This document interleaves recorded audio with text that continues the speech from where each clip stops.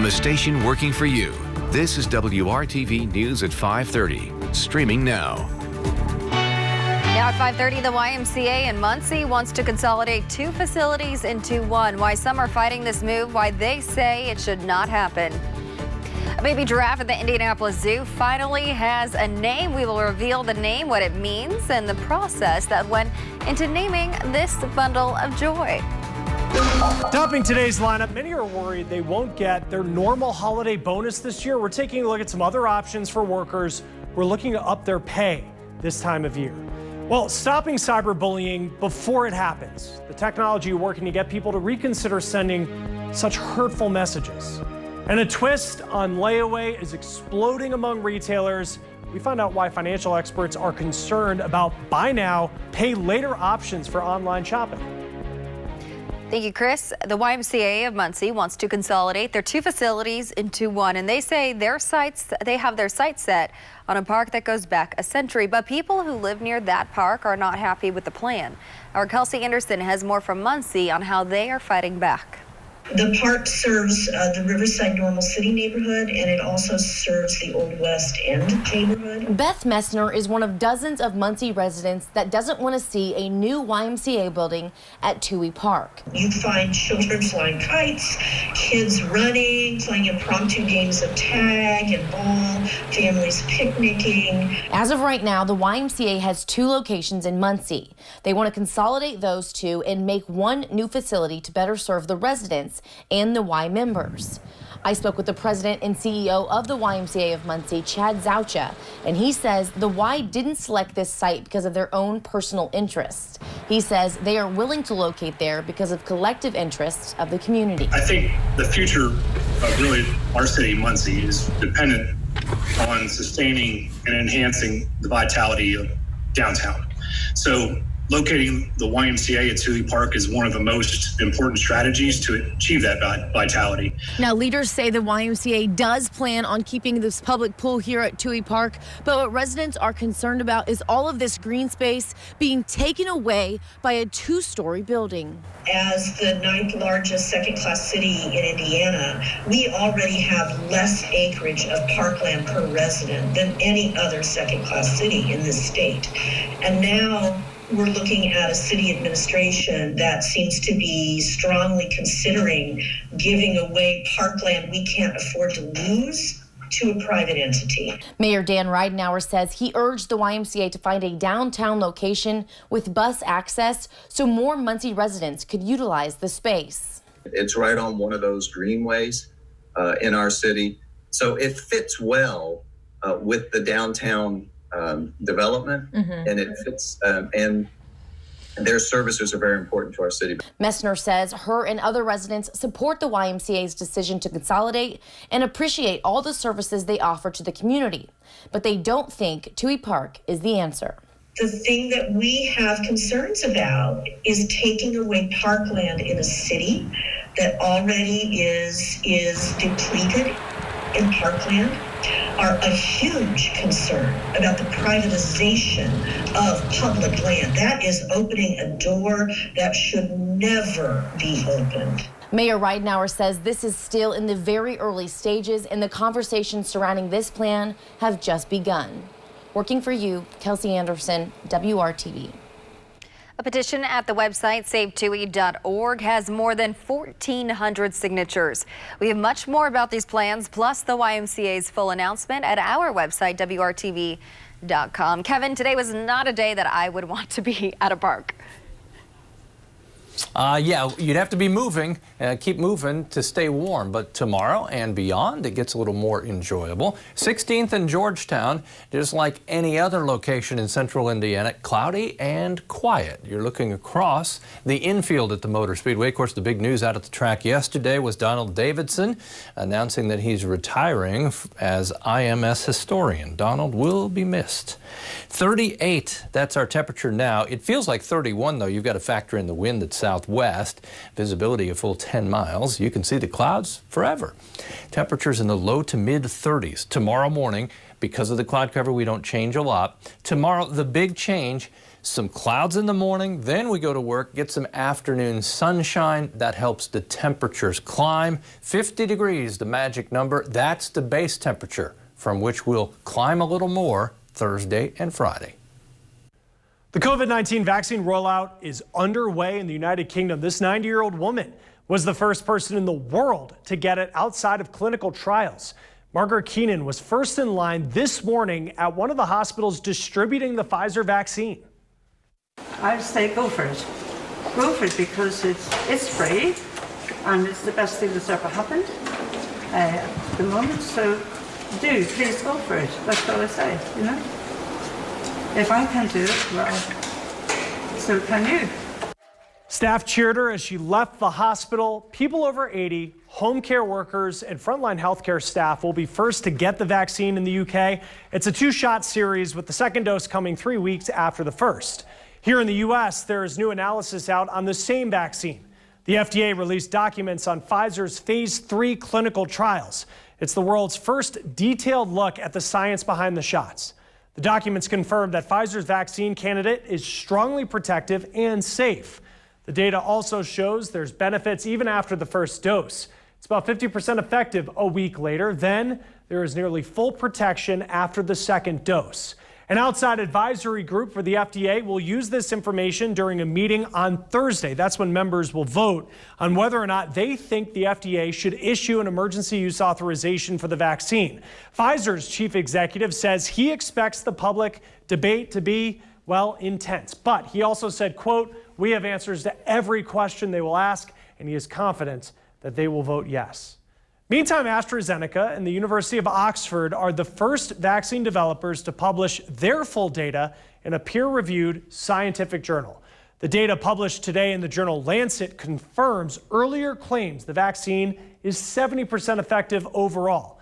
The trial included different doses and not many people over age 55. It is not clear yet whether the results will be enough for the vaccine to be approved. The UK is also planning a new COVID vaccine trial. They want to test if combining 1 dose of the Pfizer and 1 dose of the AstraZeneca shots would generate a stronger immunity response in the body. Right now, the 2 shots trigger different immune responses.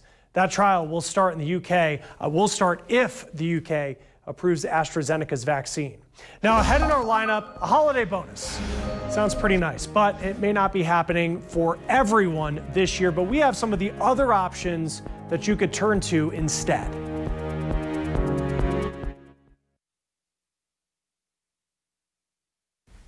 Some companies are giving out some pretty big holiday bonuses as they're working to keep their employees. Walmart says it'll pay $300 to full-time workers and $150 to people who are working part-time at the end of the month. Amazon says it's also giving workers the same amount of money for a bonus this month, and no surprise here, a bonus is what workers want, especially in 2020. A new survey from LinkedIn finds more than half of people want a bonus over other seasonal activities or celebrations. 54% of workers expect to get a year-end bonus, according to separate research from staffing agency Robert Half. Now, if that's not your employer, they say, try to be realistic in understanding why. You really want to understand why the company didn't give out bonuses. Is it because the company's struggling right now and they did not want to give bonuses so that they wouldn't have to make layoffs? Or is it just that they're really restructuring the review cycle and planning to do bonuses at a different time of year? Now, if you're not getting a holiday bonus, consider if a raise is an option for you in the new year. LinkedIn's career expert says you really need to ask yourself first if it's the right time for you to do that. That means finding out if you earn less than other people who are doing your job. And also, have you taken more responsibility or demonstrated some big wins lately? And are you close to getting promoted? You really want to demonstrate the value that you bring to the company. What you don't want to do is go in and share a laundry list of things that you may have done that day. What impact do you bring to the business? Now, if you determine it isn't the best time to ask for a raise, you can still get ready now for when the timing's better. You could do that by stepping up to help a coworker or helping with morale at your job. All right, next in our lineup, one 20-year-old is taking on cyberbullying after being bullied herself. How her technology works to stop people from sending such hurtful messages.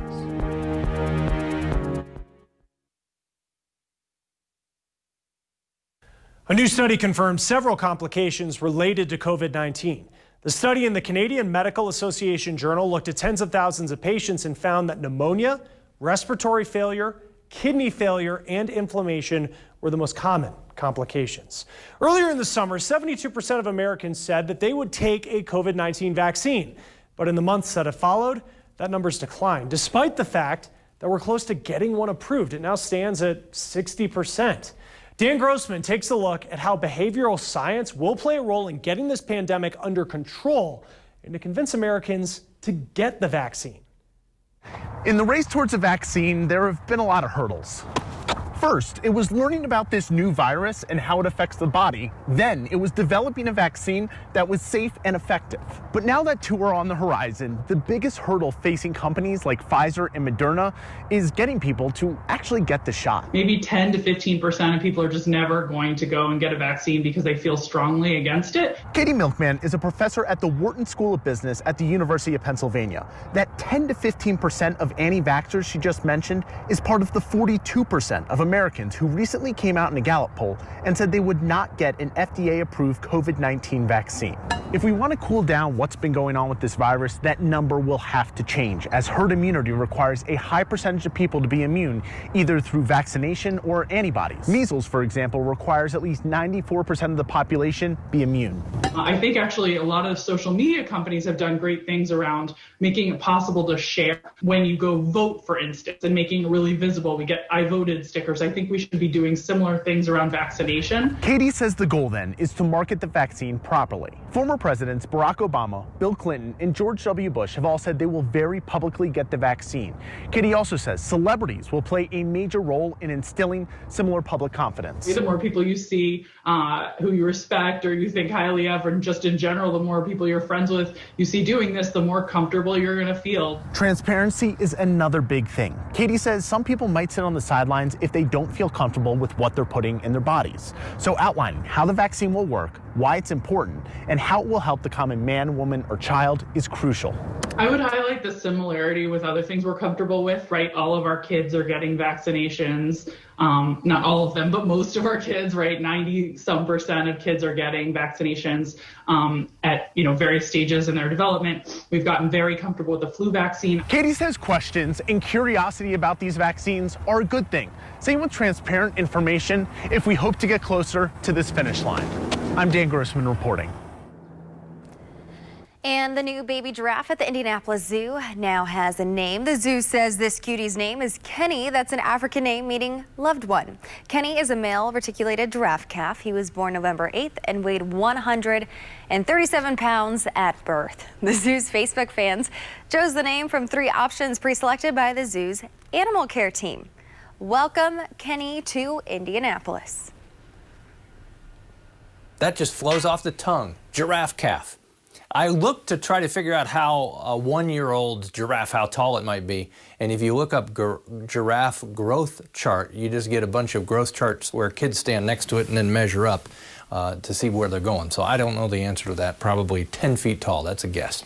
Okay, 36. That's our temperature in Indy. Just follow the colors. See the blues from the Great Lakes, upper Mississippi Valley, all the way into the Carolinas. That's the cold air that will be departing. We'll start to bring in the warmth from the Central Plains, and it will have its temperature impact starting tomorrow. We won't get it all done in the day, but we'll make progress. Clouds in the morning tomorrow. As we go into the afternoon, we see more in the way of sunshine. Temperature right at 50 degrees in the metro area. Could be a little warmer south and west. All that gray represents the cloud cover in the morning. Then you see it fade away as sunshine starts to go to work, and it'll be a welcome sight, won't it? Logansport to Kokomo to Muncie, upper 40s, while western Indiana, where you'd see the sunshine first, I believe, will be in the low 50s. Most areas, though, climbing about 10 degrees warmer than we were today. That's making some real progress. Just wanted to show you what happens to overnight lows. Thursday, Friday, Saturday morning, lows will be into the mid-40s by Saturday. Temperatures on Thursday in the low 50s just about everywhere, and that comes with lots of sunshine. On Thursday, we should not have to wait for it. Chris? You may be waiting for some packages to arrive today or throughout the week. And as we shop online more this holiday season, pest control experts also expect more calls. It's because those cardboard packages left out on the porch are basically an invitation, they say, for bugs, even rats, to come into your home. They're looking for shelter just like we are. They're cold if they're outside. So a lot of times you have that fall migration or early winter migration of rodents coming indoors seeking heat and shelter. Now, some of those pests include American and German cockroaches, silverfish, even buck lice. Now, unlike body lice, buck lice mostly harmless and more of a nuisance. Now, during this time, it's important that you open up your packages outside. You'll want to do a quick inspection of the exterior of the box. You'll look for gnaw marks, any types of droppings on the boxes. And then before you bring them in, go ahead and open that cardboard box. Now, once you open up the box, shake out all the items inside, look for any sort of droppings, urine marks, egg casings, and any other type of clues that show that insects were inside. Now, after inspecting the box, it's fine to still use it to wrap your gifts, but make sure to dispose of it as soon as possible after Christmas. Don't let cardboard pile up inside your house. And if you think you have an infestation, get a pest control expert to take care of it. Now, free and discounted online services for low-income families will continue through the middle of next year. Comcast is extending its free public Wi-Fi hotspots in certain areas and discounted internet plans through June.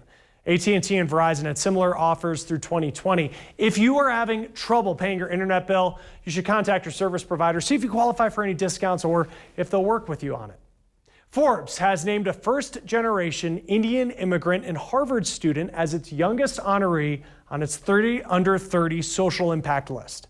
Usher Qureshi spoke with her about her mission to fight online hate one message at a time. 20-year-old Trisha Prabhu is on a quest to build a better world by combating hate through technology. It's something that's impacting millions of young people globally, and the consequences can quite literally be deadly. About 20% of students ages 12 to 18 experience bullying nationwide. 15% of them are bullied online or by text.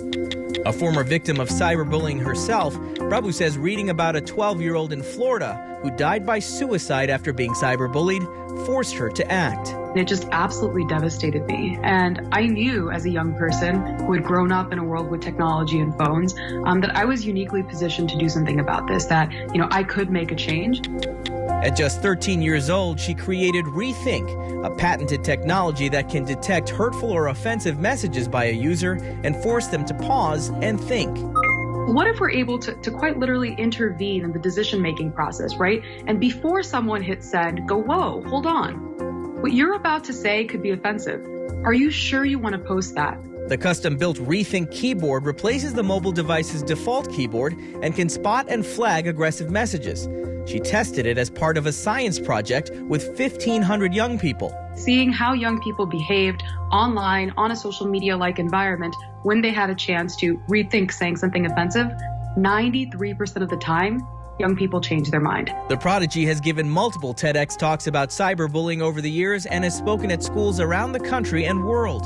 Rethink has now been used by more than 5.5 million young people and has partnered with groups like Scholastic and the U.S. State Department. Last month, the Elevate Prize Foundation awarded Prabhu $300,000 in funding to help support her mission. It really is just a matter of being conscious, right? Being conscious of what we're saying. Just a little bit of consciousness can take us all a very long way. Reporting from Chicago, I'm Usher Qureshi. So important, Usher. Thank you. Now, still to come to our lineup, buy now, pay later, no interest. Well, there's an explosion of these online offers this holiday season. You just need to be careful. Sometimes it sounds like a better deal than it really is. The financial experts walk us through these reverse layaway payment options.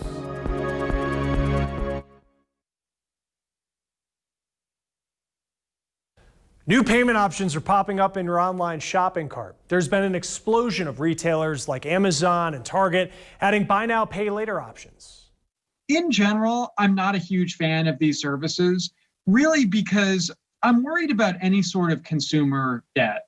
And if you don't really have the money to pay for it today, but you think you'll have it in 6 weeks, that's a slippery slope. Ted Rossman with Bankrate says these point-of-sale apps have seen triple-digit growth over the holiday season. They typically require a payment up front and a few more payments spread out over 6 weeks or so. Now, if you pay on time, usually there is no interest or fees.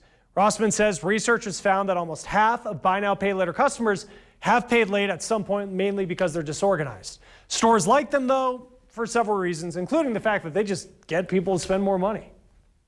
They also like the potential loyalty and big data play, that they can actually learn a lot about their customers. And they work very closely with a lot of these services. Now, most buy now, pay later lenders typically do a soft credit check. They won't typically help you build credit, but they could hurt your credit if you pay late because they'll report that. I just think that's a little bit short-sighted, because if you use a credit card and pay in full, you avoid interest, but you get better promotions. You get rewards, you get better buyer protections. Rossman says that these options are appealing even to people who have credit because of their predictability. He thinks we will see more of these, with retailers not being able to push store credit cards as much with fewer in-person shoppers. Public transit is in trouble amid this pandemic. Revenue's down with people not riding, and there are more proposed cuts. Tomorrow, we're looking into the concerns if people permanently ditch public transit and why bringing it back is just so needed for the economy. Temperatures on the move tomorrow. We'll jump 15 degrees from the morning low of 35 to a 50-degree afternoon high. That includes some sunshine.